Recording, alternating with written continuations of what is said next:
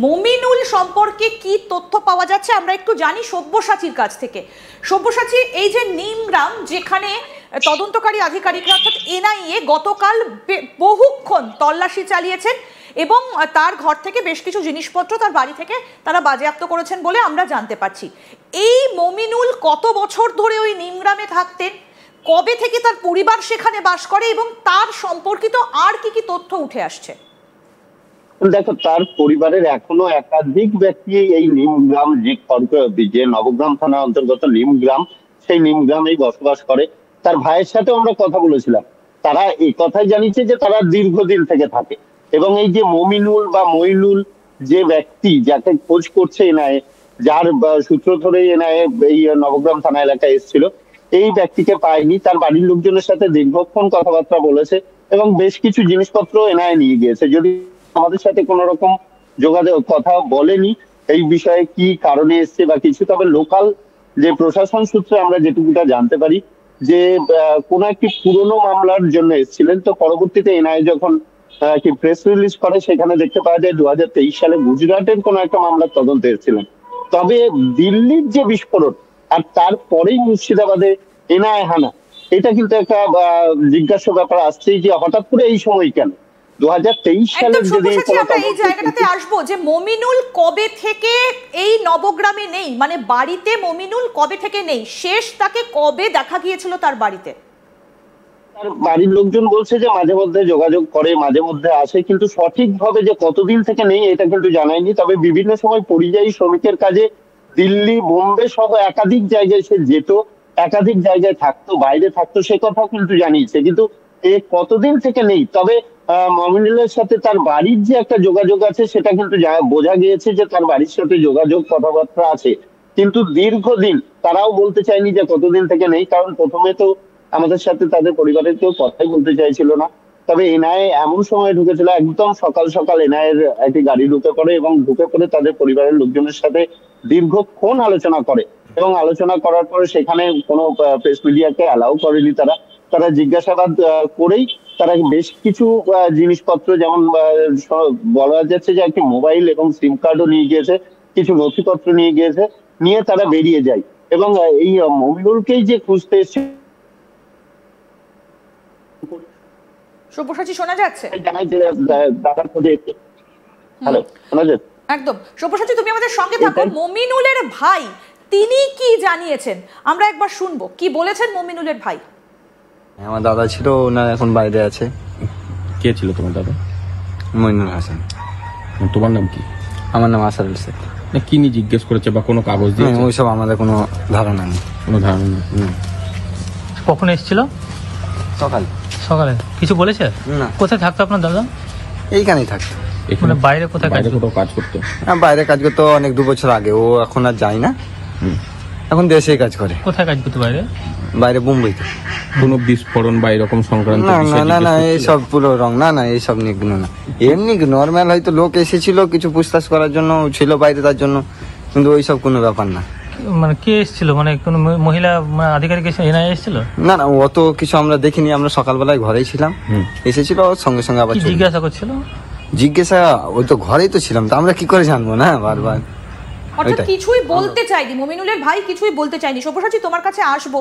তাপস, একটা ধোঁয়াশা রয়ে গেছে যে মমিনুল কোথায়, কবে শেষ বাড়ির লোক তার সাথে কথা বলেছেন বা পাড়া প্রতিবেশীরা কবে দেখেছেন, পুরোটাই একটা ধোঁয়াশার মধ্যে। দেখো, এই যারা এই ধরনের কাজ করে, যারা তথাকথিত স্লিপার সেল বলা হয়, কারণ আমরা যখন খাগড়াগড়ে বিস্ফোরণ কাণ্ড দেখি, প্রাথমিকভাবে যে মোডাস অপারেন্ডি দেখা যাচ্ছিল সেটা জেএমবির ছিল, পরবর্তীকালে জেএমবির যে যোগসাযোগ রয়েছে সেটা স্পষ্ট হলো। এবং এক্ষেত্রেও এই মমিনুলের মতো বহু মমিনুল এরকম সীমান্তবর্তী অঞ্চলে যারা এই কাজগুলো করে, এবং ভারত বাংলাদেশ সীমান্তকে মূলত করিডোর হিসেবে আমরা দেখেছি অতীতেও ব্যবহার করা হয়েছে। টাকা পাঠানো, কাউন্টারফিট, মনে রাখো এফআইসি এর নয় কিন্তু কাউন্টারফিট যে নোট সেগুলো পাম্পিং করা, এখান থেকে যে ফিনান্সিয়াল এড বাংলাদেশের পথ থেকে বা নেপালের থেকে বা চোরাপথে বিহার হয়ে ভারতে ঢোকা বা বাংলাদেশের বর্ডার অসম বা পশ্চিমবঙ্গের সীমান্তবর্তী অঞ্চল দিয়ে ঢোকানো, এই কাজগুলোর জন্য কিন্তু বিভিন্ন লোককে বিভিন্ন টাস্ক অ্যাসাইন করা হয় এবং তা পরবর্তী সময় সেই টাকাগুলো কোথায় যাবে, কিভাবে যাবে, তার জন্য আবার একটা নতুন কোরিয়ার বা কোনো ব্যক্তিকে রিক্রুট করা হয়। কিছু লোককে দায়িত্ব দেওয়া হয় ইনডক্ট্রিনেট করার জন্য, মানুষকে বোঝানোর জন্য, যে জিহাদ সম্পর্কে তাদের অবগত করার জন্য, এবং যারা ইসলাম ধর্মাবলম্বী মানুষ তাদেরকে বোঝানো যে জিহাদটা কতটা প্রয়োজন হয়ে পড়েছে। এই ইনডক্ট্রিনেশনের কাজটাও অন্য লোকেদের দেওয়া হয়। তো বিভিন্ন লোককে বিভিন্ন রকম দায়িত্ব দেওয়া হয়, তবে এরা প্রত্যেকেই কিন্তু কোনো বড় মাথা নয়, এদেরকে ব্যবহার করা হয় এবং তাদের কাজ হয় কিছু কাজ এক্সিকিউট করা। তবে এই যে চক্র, মমিনুলকে যে খুঁজতে এখানে এনআইএ এসেছিল এবং তাকে পাওয়া যায়নি, তাকে আমার যতদূর সূত্রের খবর রয়েছে যে বেশ কয়েক মাস ধরে কিন্তু বাড়ি ফেরেনি এবং বাড়ির লোকের সাথে কার্যত কোনো যোগাযোগ নেই।